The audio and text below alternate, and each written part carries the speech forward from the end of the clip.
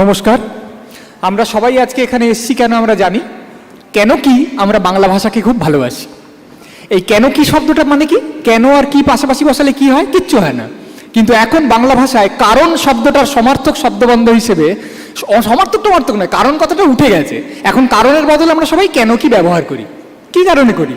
কারণ হিন্দি ভাষায় কেউ কি বলে একটা কথা আছে, সেটাকে কোনোভাবে বাংলায়িত করার ন্যূনতম প্রয়োজন না বোধ করে আমরা টক করে তুলে নিয়েছি এবং কেন কি বলে চালিয়ে দিয়েছি এবং চালাচ্ছি। যে আমরা কোনো রকমভাবে আপত্তি করছি না, সবাই কেন কি বলছি। কেন বলছি? তার কারণ আমরা শিখে গেছি হিন্দিতে ভাবতে, তারপর সেটা গাজোয়ারি অনুবাদে বাংলায় বলতে এবং সেটাকে মেনে নিতে। আমি জানি, সবাই জানে যে যে কোনো ভাষায় নতুন অনেক কিছু, অনেক শব্দ আসে, প্রয়োগ আসে, বাগধারা আসে, আমরা সবাই টেক্সটে পড়েছি। সেই সব সমস্ত অর্জন এবং কিছু কিছু পুরনো জিনিস বর্জন, এই সমস্ত কিছুর মধ্যে দিয়ে নিয়ত সজীব ও সচল একটা ভাষা চলে থাকে, যেরকম টেক্সট বইয়ে লেখা থাকে। আমরা জানি যে পরিবর্তন ভাষার ধর্ম। ভাষার কেন পরিবর্তন? জীবনের, ভাষার এবং তৃণমূলের ধর্ম। খুব ভালো কথা। প্রশ্ন হলো, পরিবর্তন আর বিকৃতি এই দুটো জিনিস কি এক? মানে একটা লোকের চুল ছিল, টাক পড়ে গেল, পরিবর্তন হলো, কিন্তু তার অন্তর্পিণ্ডটা, কেন্দ্রপিণ্ডটা পরিবর্তিত হলো না। বিয়ে হলো, একটু ঝামেলা হলো, কিন্তু অন্তর্পিণ্ডটা পরিবর্তিত হলো না। কিন্তু লোকটার মাথাটা টুক করে দা দিয়ে উড়িয়ে দিয়ে বললাম একটু পরিবর্তন করে দিলাম, তা কি সম্ভব? কেন বাবা, একটুখানি উচ্চতা কমে গেছে, তুমি তাই নিয়ে এত ভাবছো কেন? শুধু ধরটা তো আছে, মাথাটা বাদ দিয়ে দিয়েছি। আমরা বলবো তা হবে না বাবু, কারণ তুমি আত্মাটাকে বিনষ্ট করেছো। বাংলা ভাষার আত্মাটা বিভিন্ন প্রয়োগে বিনষ্ট হয়ে যাচ্ছে, আমরা সেটা খেয়াল করছি না। আপনি সিরিয়াল দেখবেন, সিরিয়ালে বলছে একি রে, তোর ছেলেটা তো একদম বাবার ওপরেই আছে। আপনি ভাবলেন বুঝি বাবার চেয়ে ওপরে, মানে বাবার চেয়ে বড়, বাবার চেয়ে নিপুণ, বাবার চেয়ে বড় না, বলতে চাইছে হুবহু বাবার মতন হয়েছে। কি করে হলো? এক্ষুনি তো বললো বাবার ওপরেই আছে। তার কারণ ও হিন্দিতে বলছে বাপ পে গায়া হ্যায়, বলছে সবাই সবাই খেতে এসো, খাবার লাগিয়ে দিয়েছি। কোথায় লাগালে? কার গালে? কোন টেবিলে? না, খাবার বেড়ে দিয়েছি, খাবার পরিবেশন করেছি, সেটাকে বলছে খাবার লাগিয়ে দিয়েছি। এরকম উদাহরণ আরো 2000 দেওয়া যায়। কথাটা এই নয় যে বাংলা ভাষায় প্রচুর ব্যাকরণগত প্রকরণগত ভুল হচ্ছে। ভুল তো হবেই, ভুলই হবে, ঠিক কম হবে, ওটা নিয়ে চিন্তা নেই।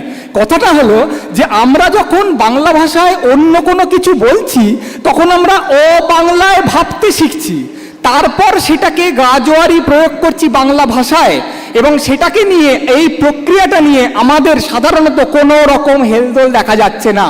আমরা এই ধরনের প্রয়োগগুলোকে মেনে নিতে শিখছি, উদযাপন করতে শিখছি, হই হই করতে শিখছি, আপত্তি করছি না। এবং আপত্তি যে করা যায়, এটাই আমাদের কাছে একটা অবাক কাণ্ড হয়ে দাঁড়াচ্ছে। যে জাতি তার ভাষা সম্পর্কে এতখানি অসচেতন, কেন কি শব্দ আমি যদি প্রয়োগ করি যে আমি ওখানে যাইনি, কেন কি তুমি এসেছিলে, শব্দ পদ কোনো কিছু দিয়ে, এমনকি পবিত্রবাবু এটাকে বলতে পারবেন না যে এটা বাংলা ভাষার কোনো অর্থ হচ্ছে, অথচ আমরা বলছি অর্থ হচ্ছে, আমরা মেনে নিচ্ছি।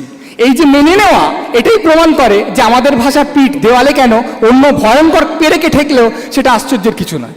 আসল কথা হলো, বাংলা ভাষাটাকে কোনোভাবে আমরা একটা অসম্মানিত ভাষা হিসেবে, একটা অসম্মানের যোগ্য ভাষা হিসেবে মেনে নিয়েছি বহুদিন থেকেই। এখন নয়, হয়তো সমাজ জীবনে বৃত্তের সঙ্গে অবাংলার সম্পর্ক বেশি বলে, আর দারিদ্র্যের সঙ্গে বাংলার সম্পর্ক বেশি বলে আমরা মনে করি যে ইংরেজি, এখন এমনকি তার মধ্যে হিন্দিও পড়ে গেছে, এগুলোর সঙ্গে, ইংরেজি, হিন্দি, এই ভাষাগুলোর সঙ্গে একটা সপ্রতিভ, একটা ঝকঝকে, একটা সমৃদ্ধ, একটা সম্ভাবনাময় জীবনযাপন এবং মনোভঙ্গির একটা সরাসরি সমীকরণ আছে।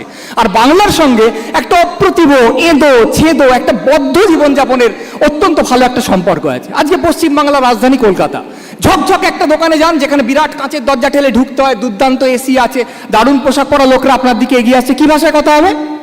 ইংরেজি। আইনক্সে যান, যেখানে আপনি একটা দুর্দান্ত সিনেমা দেখতে যান, যেখানে সাধারণ ভুট্টার দাম 175 টাকা, আপনি মহানন্দে খান। কি ভাষায় সিনেমার কাউন্টারে গিয়ে টিকিট বিনিময়ের সময় কথা হবে? ইংরেজি। একটা দুর্দান্ত ধাঁ চকচকে রেস্তোরাঁয় যান, ঢোকার সঙ্গে সঙ্গে আপনাকে কি বলবে? দাদা আসুন, বলবে স্যার। আপনিও বলবেন টেবিল ফর 2, সে বলবে দিস ওয়ে প্লিজ। তারপর আপনি ওখানে গিয়ে বসবেন। বসুন, বসে আপনার সাহস আছে বলার আপনাদের যে বিখ্যাত মুরগির সুরুয়াটা আছে, ওটাকে একটা বাটি আপনি দুভাগে ভাগ করে দেবেন তো? বলতে পারবেন। আপনি বলবেন chicken sweet corn soup into 2। এবং যিনি আপনাকে পরিবেশন করছেন, তার সঙ্গে যদি ধরা যায় আপনি একটা প্রকল্প নিয়ে গেছেন, গোয়ারের মতো, আমরা বাঙালি সংগঠন করেন আপনি, এবং নাগাড়ে লাগাতার বাংলায় কথা বলে যান, তিনি আপনার সঙ্গে নাগাড়ে লাগাতার ইংরেজিতে জবাব দিয়ে যাবেন। যতবার আপনি নুন চাইবেন, ততবার সে সল্ট এনে দেবে। কেন? তার কারণ কর্তৃপক্ষ থেকে নির্দেশ দেওয়া আছে এই বাংলার রাজধানীতে যে এইরকম একটা বড় বৈভবময়, আলো ঝলমলানি পূর্ণ জায়গায়, যেখানে উচ্চাকাঙ্ক্ষার উদযাপন হয়, সেখানে তুমি তোমার ক্রেতার সঙ্গে, ভোক্তার সঙ্গে ইংরেজি ছাড়া কোনো ভাষায় কথা বলতে পারো না। কেন? কারণ ইংরেজি অভিজাত ভাষা এবং বাংলা হচ্ছে অনভিজাত ভাষা। আজকে রেডিও FM চ্যানেলে কর্তৃপক্ষ থেকে সঞ্চালকদের নির্দেশ দেওয়া থাকে বাংলায় যে তুমি নাগাড়ে বাংলায় কথা বললে যাবে না, তুমি বাংলা, হিন্দি ও ইংরেজির একটা মিশ্রিত চমৎকার বকচ্ছপ জগা খিচুড়ি ভাষায় কথা বলবে।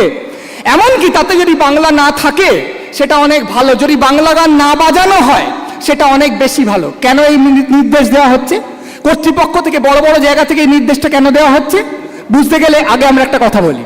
টিভিতে বিজ্ঞাপন দেখানো হচ্ছে, হিন্দিতে বিজ্ঞাপন, ওই একই বিজ্ঞাপনের বাংলা বয়ান আপনারা দেখেছেন।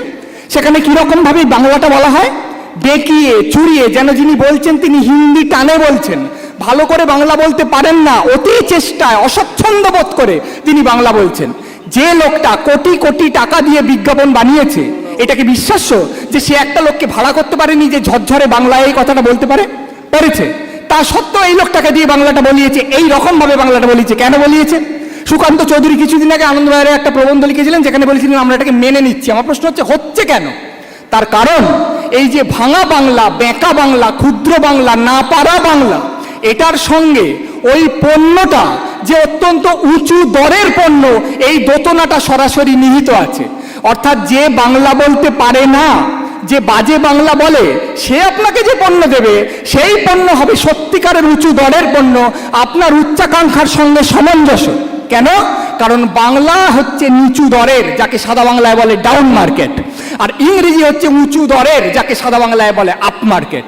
বাংলা বাজে বলতে পারা আগেও ছিল। বৌদি বলতেন, জানিস তো আমার বাচ্চাটা স্কুলে যে কি শিখছে, সেদিন জিজ্ঞেস করলো 56 মানে কি মা 32? এটা কেন বলতো? তার কারণ হচ্ছে তার স্কুল, তার ছেলের স্কুল এমন উঁচু দরের যে তারা বাংলাটা ভালো শেখায় না। ওটাই এখন সমগ্র সমাজ জীবনে এসছে। কেন?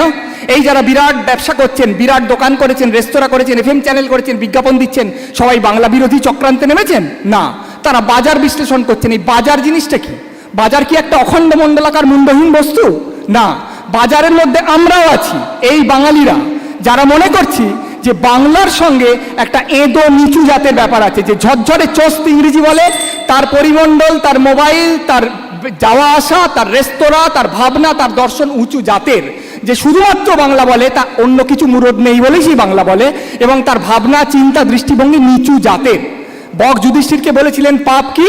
যুধিষ্ঠির বলেছিলেন আত্মবিস্মরণ পাপ, মানে আত্মবিস্মরণ সবচেয়ে বড় পাপ।